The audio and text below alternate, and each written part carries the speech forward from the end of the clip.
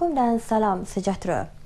Sebanyak RM800,000 diperuntukkan Kementerian Kemajuan Luar Bandar dan Wilayah KKLW kepada Parlimen Permatang Pauh bagi menaik taraf jalan-jalan kecil di sekitar kawasan itu untuk keselesaan penduduk.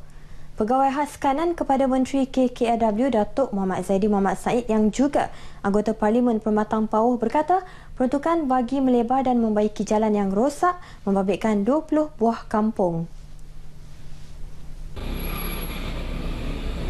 Projek itu antaranya membabitkan jalan sekitar Kampung Petani, Kampung Pelet, Kampung Tanah Liat, Kampung Guard Jering dan Permatang Sintok. Kalau kita masuk dalam kampung, jalan-jalan kita rosak teruk, berlubang dan sebagainya. Kita harap dengan naik taraf 20 jalan ini akan nampak sedikit perubahan dalam kawasan Permatang Pauh ini. Kerja-kerja menaik taraf akan dimulakan dalam masa terdekat. Kementerian turut memperuntukkan RM200,000 sebagai tambahan bagi membina 3 buah Dewan Masyarakat di Parlimen itu. Terdahulu, Datuk Muhammad Zaidi merasmikan Surau Al-Fatih di Sekolah Rendah Agama Tarbiyah Islamiah Kampung Pelet, Permatang Pauh yang diwakafkan sendiri oleh keluarga beliau. Lembaga Pemasaran Pertanian Persekutuan Fama Pulau Pinang menyasarkan untuk menambah lokasi karnival My Best Buy dan My Agrosis ke beberapa institusi pengajian tinggi awam IPTA di negeri ini. Antaranya di Universiti Sains Malaysia USM dan juga Politeknik. Pengarah Fama Negeri Habibah Sulaiman berkata untuk melaksanakan program itu pihaknya tidak perlu mendapatkan permit daripada pihak berkuasa tempatan PBT. Sebaliknya hanya memerlukan kebenaran pihak pengurusan IPTA.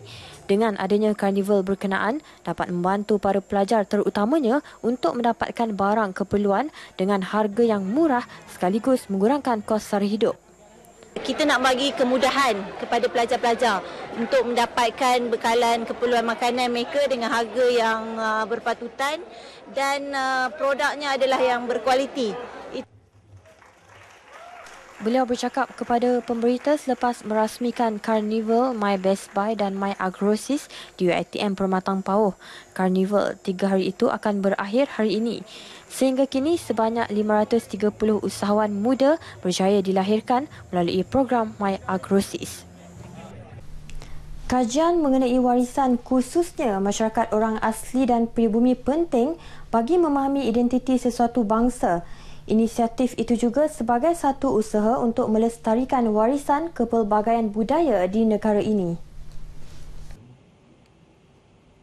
Baru-baru ini, satu seminar etnoarkeologi, etnografi dan orang asli diadakan di Universiti Sains Malaysia USM Pulau Pinang. Penganjurannya antara lain bagi memantapkan arkeologi sebagai satu bidang yang bersifat sinergi dengan pelbagai cabang ilmu maupun sains atau sosial. Seminar yang julung kali dianjurkan itu berjaya mengumpulkan pelajar-pelajar dan pengkaji dari seluruh negara untuk berbincang dan menukar pendapat mengenai warisan kebudayaan orang asli. Timbalan Naib Chancellor Penyelidikan dan Inovasi Profesor Datuk Dr. Muhammad Jantan berkata USM sentiasa memberi peluang kepada bidang arkeologi dalam usaha meneroka bidang ilmu yang berkaitan warisan supaya dapat memberi pendedahan kepada masyarakat mengenai ilmu yang diterokai. Alam semula jadi. Semua itu kalau kita lihat secara menyeluruh, semuanya ialah berkaitan dengan kajian warisan. Sebab warisan ini penting untuk memahami apa identiti kita untuk sekarang dan juga masa depan. Jadi saya rasa etnoarkeologi ini akan melengkapkan lagi bidang-bidang yang kita sedia ada kepakaran. Datuk Dr. Muhammad Jantan berkata USM juga telah mengambil langkah proaktif dalam memajukan masyarakat orang asli ini melalui pendidikan yang diberikan kepada anak-anak orang asli. Seminar yang berlangsung selama 2 hari ini menghimpunkan seramai 100 orang peserta dan 23 pembentang meliputi bidang-bidang etnoarkeologi, etnografi, orang asli dan pribumi serta warisan budaya. Bersempena dengan pameran seni lukis kanak-kanak Malaysia, sebanyak 2,500 lukisan dihasilkan oleh pelajar sekolah rendah dari seluruh Pulau Pinang. Program kali ke-22 itu merupakan anjuran Perbadanan Perpustakaan Awam Pulau Pinang, Jabatan Pendidikan Negeri dan Konsulat Jepun Pulau Pinang. Presiden Mei Asaka Center, Mei Library Asaka Jepun, Oiki Fumiko berkata hubungan Malaysia dan Jepun dapat diperkukuhkan lagi melalui program pameran lukisan seumpama ini. Pameran lukisan kali ini yang bertemakan Friendly Relationship Through Pictures dapat memberi kefahaman yang lebih mendalam mengenai budaya dan seni antara kedua-dua negara.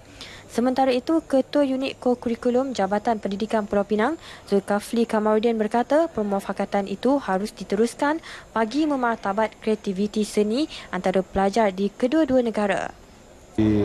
Jadi program ini bukan sahaja pertukaran biasa tetapi merupakan satu pertandingan di mana pemenang-pemenang di kedua-dua negara dibawa ke Malaysia untuk dipamerkan. Pameran selama 4 hari itu yang berakhir hari ini dirasmikan oleh Yang di-Pertua Negeri Tun Dr. Abdul Rahman Abbas. Paparan itu tadi mengakhiri sumbangan berita dari Pulau Mutiara.